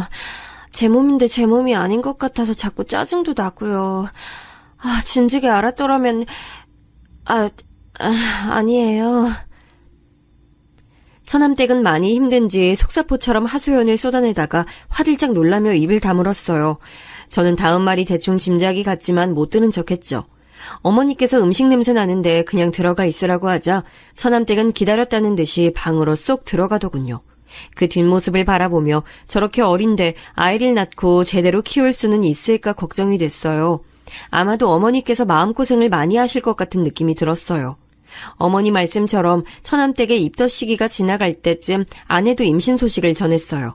아내가 제게 이제 곧 아빠가 될 것 같다고 말을 해주는데 정말이지 다른 소리는 하나도 들리지 않고 오로지 아내의 축하한다는 말만 귓가에 맴돌았죠. 예상대로 가족들은 다들 뛸 듯이 기뻐해줬어요. 아내는 걱정했던 것보다도 입덧도 먹덧도 없는 편이었어요. 대신 잠이 많아져서 힘들어했죠.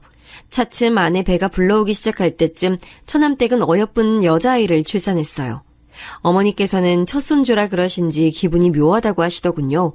조리원을 나오자마자 처남댁은 복학을 하고 싶다고 말을 꺼냈어요. 어느 정도 예상은 하고 있었지만 이렇게까지 빠른 복귀를 원할 것이라고는 생각지 못했던 터라 가족들은 너나 할 것 없이 당황했지요. 죄송해요, 어머님. 어머님께 아이 맡겨두고 복학하는 게 이기적이라고 보실 수 있지만 지금 복학하지 않으면 시기적으로 계속 밀릴 것 같아서요. 처남댁은 학위를 빨리 따고 취직을 하겠다고 말하며 의욕을 불태우더군요. 결국 예상했던 것처럼 어머니께서는 황혼 육아를 시작하게 되셨죠. 한 가지 다행인 것은 아내가 몸이 무거워지면서 육아휴가를 내고는 함께 지낸다는 것이었어요. 얼마 후 아내는 튼튼한 남자아이를 출산했어요. 제게 아들이 생긴 것이죠. 어머니께서는 영판 저를 닮았다고 하시면서 눈이며 코며 아빠가 많이 보인다고 말씀하셨어요. 아이를 안아들고 나니 기분이 묘하더군요. 진짜 이 애가 내 아들인가 싶기도 하면서 이렇게 작은 아이를 앞으로 어떻게 키워야 하나 걱정도 됐고요. 하지만 아내는 생각보다 능숙하게 아이를 돌보더라고요. 연습의 결과물이 아니겠냐고 말하며 자신 있어 하는데 저도 웃음이 나더군요. 집에 아이가 둘이 있다 보니 확실히 분위기가 변했어요. 몇 달 차이 나지 않는다고 해도 하나는 집을 걸어 다니고 있었고 하나는 이제 겨우 뒤집기를 성공했을 뿐이었죠. 그렇게 정신없는 와중에도 처남댁의 얼굴은 잘 보기가 힘들었어요. 실험이 바쁘다면서 외박을 종종 하더라고요. 덕분에 어머니께서는 잠도 제대로 주무시지 못한 채 밤늦게까지 아이를 돌봐야 했죠. 아내는 그런 처남댁이 마음에 들지 않는 눈치였어요. 저 역시도 같은 마음이었고요. 처남은 투자받은 실험이 있어서 일이 많아진 것은 어쩔 수 없지 않느냐고 했지만 이렇게까지 아이에게 관심이 없는 것은 너무 심한 처사가 아닐까 싶더라고요. 처남도 나름 고충이 있는지 아내와 처남은 이 일로 크게 다퉜어요. 처남은 자신도 중간에서 충분히 괴롭다고 말하면서도 자세한 이야기는 하지 않으려고 했어요. 아무리 물어도 부부의 일이라고만 했죠. 그래도 효과는 있는지 밤에는 처남과 처남댁이 아이를 돌본다고 하더라고요. 우리 집 사고뭉치 준이가 어느 정도 걷고 뛸 무렵 저는 지방으로 발령을 받게 됐어요. 지방 현장에서 2년간 있어야 했죠. 한국이 커봤자 얼마나 된다고 어디든 차만 타면 금방이지 않겠느냐며 혼자 내려갈 생각이었어요. 그런데 타이밍도 참 어떻게 그렇게 잘 맞는지 아내 역시 저와 비슷한 곳으로 파견을 나가게 됐더라고요. 저희는 의논 끝에 지금 살고 있는 집은 전세로 주고 지방에 따로 집을 구해 지내기로 했어요. 어머니께는 자주 찾아뵙겠다고 말씀드렸지만 그게 어디 쉽나요. 막상 지방에 내려가서 생활하다 보니 주말마다 올라오는 게 힘들더라고요. 그래도 전화만큼은 매일 드리면서 안부 인사를 드렸어요. 지방으로 내려간 지 1년이 될 무렵 저는 한 가지 이상한 점을 느끼기 시작했어요. 어머니께서 살이 많이 빠지시고 표정도 어두워 보이셨죠. 전화로 안부를 물을 때도 길게 통화를 하지 않으려고 하시는 것도 이상했고요. 아내는 나이가 들어서 그런 것 아니겠냐고 보약이라도 한 채 해드려야겠다고 했지만 저는 건강의 문제가 아닌 것 같다는 생각이 들었어요. 그래서 아내에게 말해 1박 2일 동안은 처가에서 지내기로 했죠. 직접 만난 어머니는 몇 달 전에 봤던 것에 비해 살도 빠지고 많이 피곤해 보이셨어요. 안 되겠다. 어머니 모시고 병원을 좀 가보자. 괜찮아. 병원은 무슨. 그냥 나이 들어서 그렇지 뭐. 그러니까 어머니 더 병원을 가보셔야죠. 맞아, 엄마. 어디 편찮으신 거 아닌가 한번 봐요. 저와 아내는 괜찮다는 어머니를 모시고 한의원에 갔습니다. 딱히 나쁜 부분이 있는 건 아닌데 전체적으로 기가 많이 약해진 것 같다고, 스트레스 받는 일이 많은 것 같다고 하시더군요. 가슴 쪽에 열이 많이 몰려있다고도 하시고요. 아내는 어머니께 무슨 일이 있으신 거냐고 물었지만 어머니께서는 다 괜찮다고만 하셨어요. 집에 돌아온 우리 어머니께서 푹 쉬도록 자리를 펴드리고는 식사 준비를 시작했어요. 7시가 넘어서야 처남네 부부가 들어왔죠. 언제 오셨어요? 누나, 오면 온다고 말을 하지. 두 사람은 우리를 보고는 깜짝 놀라더군요. 특히 처남댁은 놀라는 것을 넘어 당황스러워하는 기색도 보였어요. 저는 낮에 어머니를 모시고 병원을 다녀온 얘기를 했어요. 처남은 전혀 내색하지 않으셔서 잘 몰랐다고 하면서 고개를 푹 숙이더군요. 취직해서 적응하느냐고 정신이 없었어요. 괜찮아, 처남. 지금이라도 신경 좀 써드려.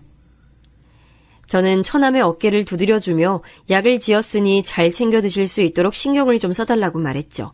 그리고 처남댁에게도 비슷한 부탁을 했어요. 어머니께서는 저녁 준비가 끝나 깨우러 들어갈 때까지 주무셨어요. 일어나신 어머니는 한결 개운한 얼굴로 나오셨어요. 엄마, 괜찮아요?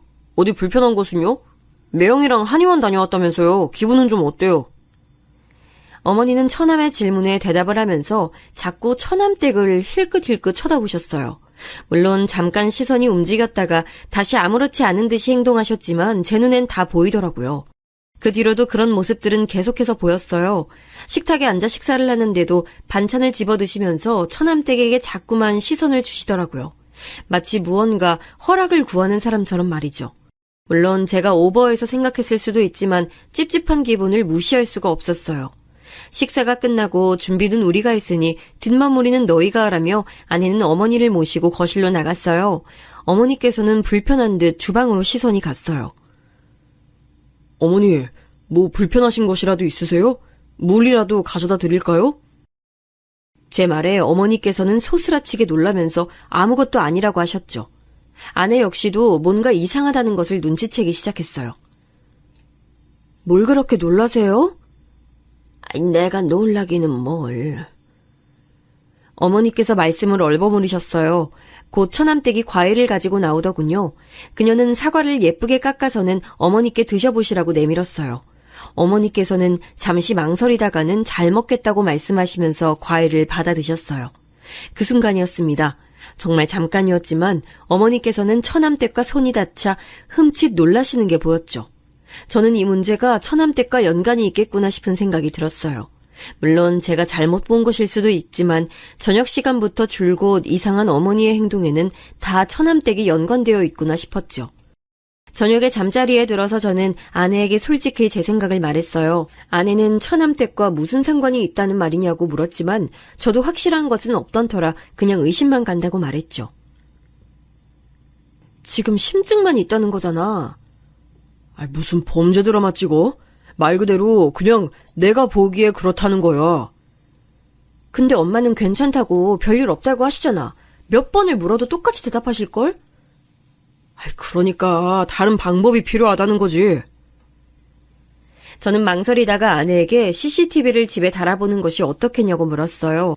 저희가 아이를 키우면서 내니캠이라는 것을 달았는데 생각보다 유용하더라고요.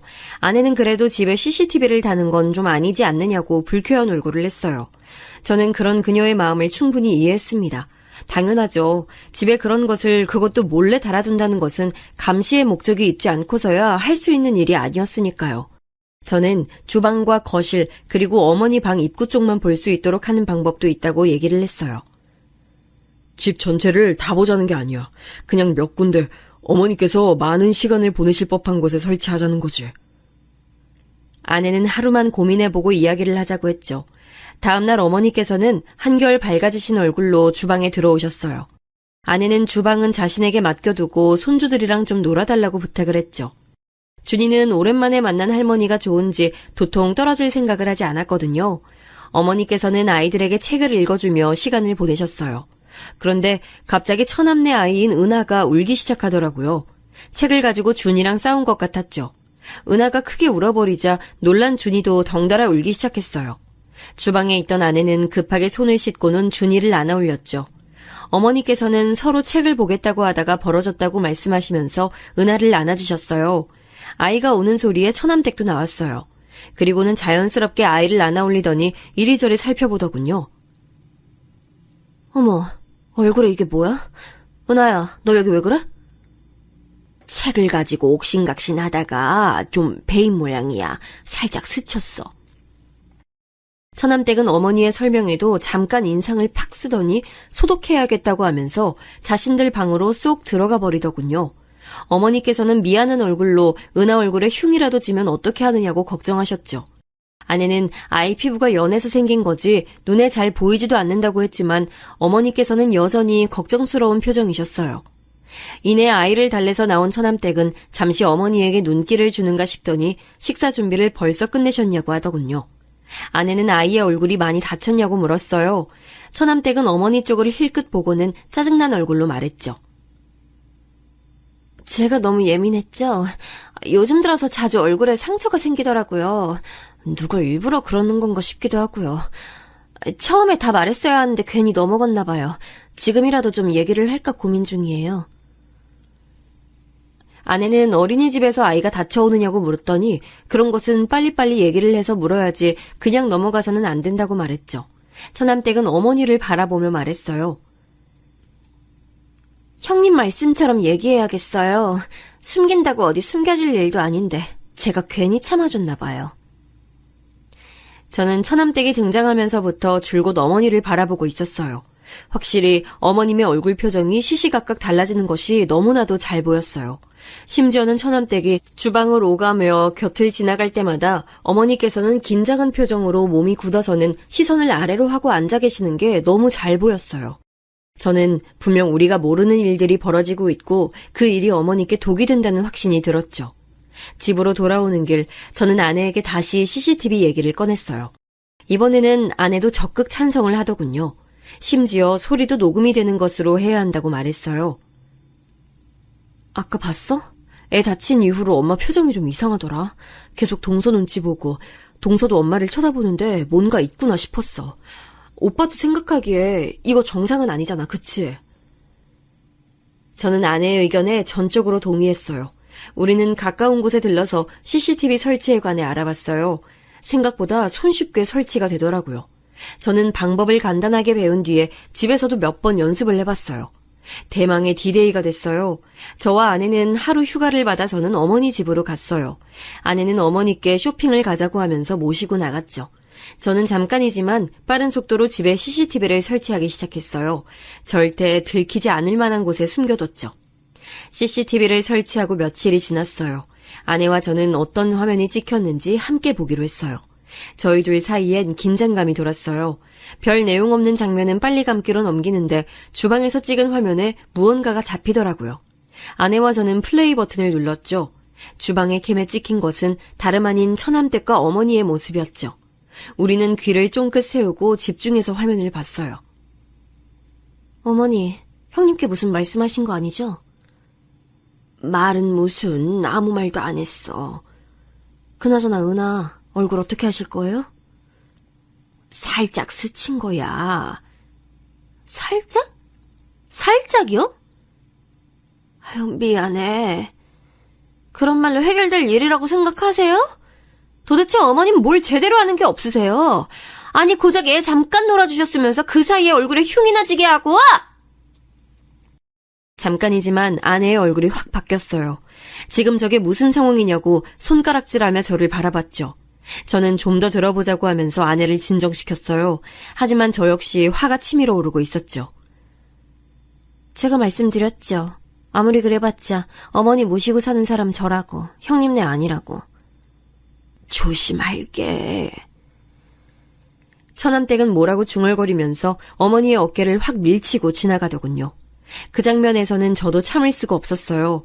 지금 이게 무슨 상황인지, 왜 어머니께서는 아무 말씀도 못 하시는지 이해가 되지 않았죠. 아내는 더 볼 필요가 있느냐고 했지만 저는 좀 더 찾아보자고 말했어요. 식사를 마친 것인지 처남이 헐레벌떡 뛰어나가자 처남댁 역시 자리에서 일어나며 말했어요. 진짜 어머니 간이 왜 이렇게 뒤죽박죽이에요? 어떤 건 짜고 어떤 건 달고 일부러 이렇게 하신 거예요? 그게 무슨 소리야. 음식이 이상하다니. 그럼 제 혀가 문제란 말씀이세요, 지금? 처남댁이 불쾌한 듯 신경질적으로 말하자 어머니께서는 신경 쓰겠다고 말씀하셨죠. 주먹을 쥐고 있는 손에 저절로 힘이 들어가는 게 느껴졌어요. 그리고 손바닥이 따끔하더군요. 너무 세게 쥔 나머지 손톱이 손바닥을 파고들었기 때문이었어요. 저는 좀 더 뒤로 돌렸어요. 이번엔 처남댁이 퇴근하는 모습이 보였어요. 아직 대낮인데 벌써 마치고 들어오나 싶었어요. 처남댁은 오자마자 인사는 어디 가고 없고 어머니 방으로 들어가더니 가방을 하나 가지고 나오더군요. 제가 생신 때 선물해드린 명품백이었어요. 그리고는 자기 방으로 들어가서 화려하게 옷을 바꿔 입고 나왔어요. 한쪽 손에는 빨랫거리로 추정되는 것을 쥐고 있었고요. 저 오늘 친구들이랑 약속 있어요. 늦을 테니까 밥 챙겨 먹이세요. 그 애도 오늘 늦는다고 하고. 그래. 그리고 제발 부탁인데 빨리 하실 때 신경 좀 쓰세요. 도대체 언제까지 말씀드려야 돼요? 드라이 하는 거는 그냥 맡기시라고요. 왜요? 돈이 아까우세요? 처남댁은 쥐고 있던 옷을 어머니 발 근처로 던지며 말했어요. 어머니께서는 옷을 주워 들고는 이리저리 돌려보시는가 싶더니 이내 미안하다고 하시더라고요. 이 옷이 얼마짜린데 진짜 아깝게. 도대체 그동안 살림은 어떻게 살아오신 거예요? 믿을 수가 없네. 미안해. 드라이 하는 건 줄 몰랐어. 어머니, 제가 미안하다는 소리 그만 듣겠다고 했죠? 미안할 행동을 하지 말고 처음부터 좀 똑바로 하시라고요. 왜요? 억울하세요? 저한테 이런 소리 듣는 게? 어머니께서는 아무 말씀도 못하시고 고개를 저으셨죠. 저는 아내에게 더 이상 볼 필요가 없을 것 같다고 하면서 당장 어머니를 모시고 오자고 말했어요. 지금 어머니 모시고 오는 게 문제야? 저년 머리채를 내가 다 뽑아버릴 거야. 감이 어디다 대고. 아내는 잔뜩 흥분한 상태로 어디론가 전화를 걸고 있었죠. 야, 이 등신아, 너 지금 어디야? 누나, 갑자기 뭔 소리야? 화가 잔뜩 난 아내는 처남에게 전화해 다짜고짜 소리를 질러댔어요. 처남은 영문도 모르고 이게 무슨 일이냐고 묻기만 했죠. 저는 급하게 아내에게서 전화기를 빼앗고는 처남에게 어디냐고 물었더니 집이라고 하더군요. 쉬는 날이라서 은하와 놀아주는 중이라고 말이죠. 처남댁 옆에 있어? 그 사람? 아니, 어제 1박 2일로 대학 동기들이랑 놀러 갔어요. 왜요? 그럼 어머니는? 엄마는 목욕탕 가셨는데요? 저는 그럼 어머니 오시거든 은하를 맡겨두고 잠깐만 보자고 했죠. 대충 지금 출발하면 그 시간쯤 근처에 도착할 것 같다고 하면서 말이에요. 저는 절대 그 누구에게도 우리를 만난다는 말을 해서는 안 된다고 했어요. 처남은 의아해하면서도 알겠다고 말했죠. 전화를 하는 동안에 아내는 펑펑 눈물을 쏟으며 CCTV 속 어머니의 얼굴을 쓰다듬었어요. 그녀는 왜 어머니가 아무 대꾸도 못하시고 이렇게 당하고 계시는지 이해할 수가 없다고 했어요. 그런 점은 저 역시 같은 생각이었죠. 저는 처남을 만나는 동안 집에 가서 어머니의 짐을 싸두라고 일렀어요. 아내는 제게 미안하다고 하더군요. 미안하다니 무슨 소리야. 당연히 우리가 모셔와야지. 그 악마 같은 여자가 쫓겨나기 전까진 우리가 모실 거야. 저는 혹시 모르니 은하의 짐도 챙겨두라고 말했어요. 아내는 고개를 끄덕이며 다시금 엉엉 소리내서 울기 시작했죠. 준이는 갑자기 울고 있는 엄마를 보고는 어리둥절한 얼굴로 절 바라봤어요. 저는 준이에게 엄마를 안아주라고 하고는 급히 올라갈 준비를 했죠.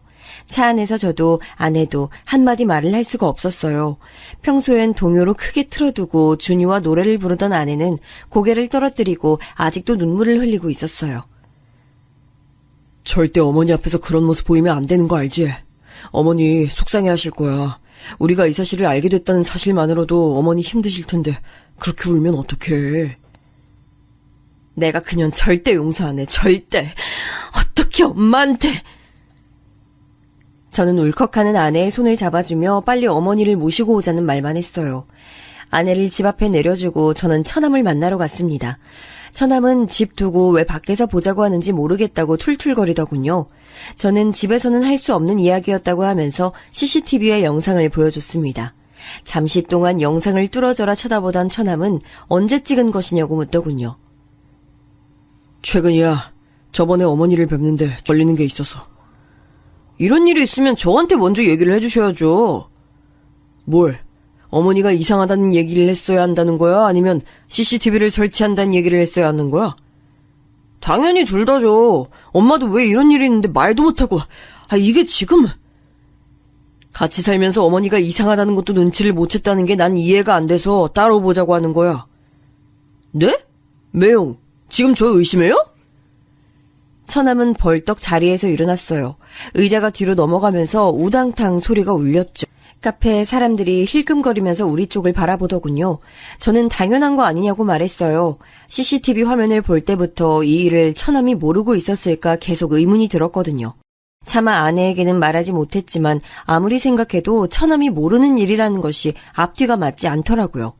처남은 제 멱살을 잡고는 지금 뭐라고 했냐고 따져 물었죠. 내가 지금 우리 엄마가 저런 대접을 받을 때까지 알면서도 가만히 있었다고? 내가? 어떻게 매형이 날 의심할 수가 있어? 이거 놓고 얘기해. 누구는 그런 생각 하고 싶은 줄 알아?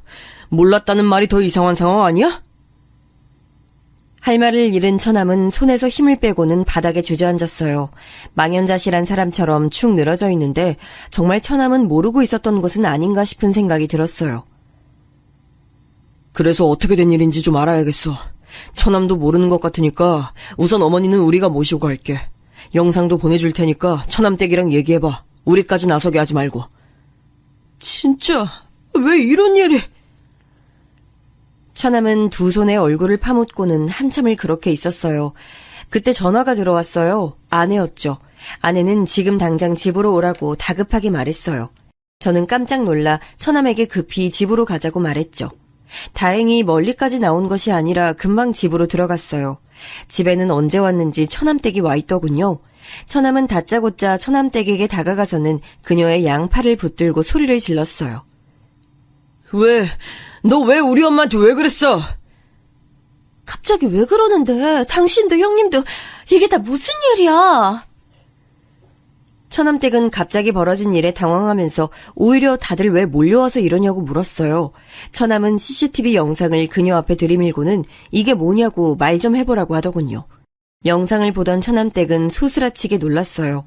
그리고는 집안을 두리번거리며 CCTV를 찾기 시작했죠. 어떻게 집에 CCTV를 설치할 수 있어? 나한테 한마디 말도 없이? CCTV 내가 설치했다. 어쩔래? 네가 하도 우리 엄마한테 수상하게 굴길래 설치했어. 안 했으면 어쩔 뻔했냐? 너 이렇게 못돼 처먹은 짓을 하는데 모르고 있었을 거 아니야? 아내가 버럭 소리를 질렀어요. 어머니께서는 온몸을 떠시며 준이와 은하를 품에 안고 계셨죠. 저는 방에 들어가 계시라고 말씀드렸어요. 안방으로 들어가는 순간까지도 어머니는 거실에 모인 식구들의 눈치를 보셨습니다. 형님, 이거 사생활 침해예요. 어떻게 동생네 가족이 사는 집에 CCTV를 설치하세요? 사생활 침해? 그래, 내가 사생활 침해 좀 했다.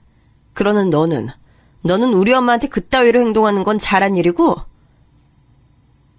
그거는... 네, 제가 말이 좀 심하긴 했는데요. 다 이유가 있어서 그랬어요. 이유? 이유가 있어? 어떻게 이유가 있을 수 있어? 형님은 그동안 따로 사셔서 잘 모르시겠지만 어머니 정신이 좀 이상하시다고요. 그래서 이렇게 강하게 말씀드리지 않으면 기억을 못하고 자꾸만 위험하게 실수를 하신다고요. 처남댁의 입에서 나온 소리에 저도 처남도 아내도 입만 떡 벌리고 서서 그녀를 바라보고 있었어요. 아니, 나사가 풀린 것도 아니고 자꾸만 같은 실수를 반복하시는데 그럼 어떡해요? 그냥 그렇게 둬요? 너 우리 엄마한테 뭐라고 했냐? 야, 정신이 이상해? 그래서 병원은 모시고 갔어? 병원에서 그렇게 말씀하셔? 아니지? 내가 너 집에 일찍 들어오는 꼴을 못 봤는데 그랬을 리가 없지. 행동하는 거 보면 딱 알지. 그런 걸 뭐하러 병원까지 가? 더 이상 분노를 참지 못하던 아내가 순식간에 처남댁에게 달려들어 머리채를 휘어잡았어요. 처남댁은 소리를 지르며 팔을 휘둘렀지만 아내에게는 닿지도 못했죠. 이게 좋게 말을 하니까 입 밖으로 나오면 다 말이야? 어디서 입으로 똥을 쳤싸고 있어?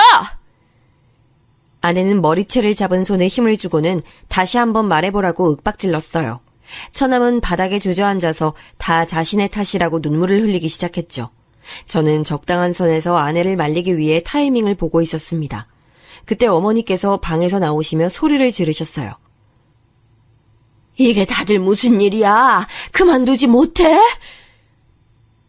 아내는 피곤해 보이는 어머니의 얼굴을 보고는 마지못해 잡고 있던 머리채를 놓아줬어요.